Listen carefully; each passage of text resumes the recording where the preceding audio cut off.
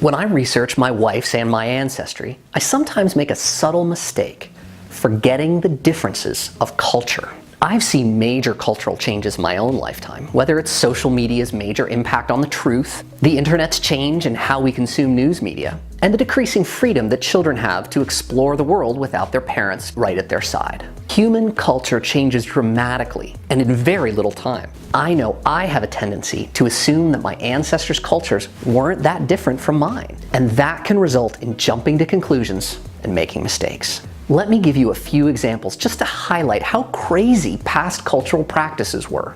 Take Martin Luther's marriage to Catherine von Bora in 1525.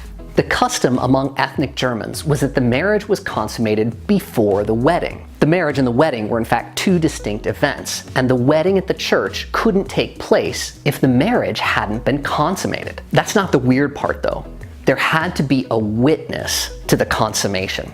As Eric Metaxas writes in his biography of Luther, after the small ceremony, the couple were escorted to their bedroom in the cloister, where Jonas did the curious honors, watching the two become one flesh, literally and figuratively. There was often an observation deck above the bed, though this detail seems not to have been observed in this case. Can you imagine that the witnesses to your marriage license didn't just have to sign the paper, but they had to watch you and your spouse have sex? Privacy had a completely different meaning in the 1500s Holy Roman Empire. What does this mean for genealogy?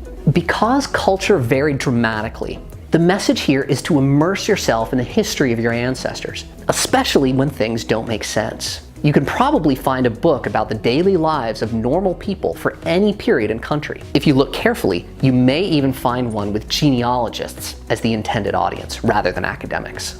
Let me give you a couple of additional examples from my favorite book on colonial culture, David Hackett Fisher's Albion's Seed. Fisher described Puritan deathways, saying, "In early New England, corpses were hurried into the ground with little ceremony. The grave was marked by a simple granite rock or a rough wooden paling." Colonial Virginians, on the other hand, were so spread out that it was cumbersome to transport bodies to a church that could be miles away. So people were buried in graves and special gardens close to home. Tombstones were, again, rarely used, considering the cost to transport one to your house. Besides, it was your garden, so you knew where the graves were. Again, why does this matter for genealogy? You won't find graveyards with tombstones of genealogical value in early New England or Virginia.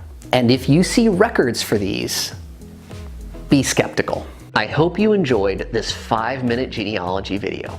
Please subscribe to my channel and give a thumbs up. If you've got any feedback or suggestions, please leave them in the comments.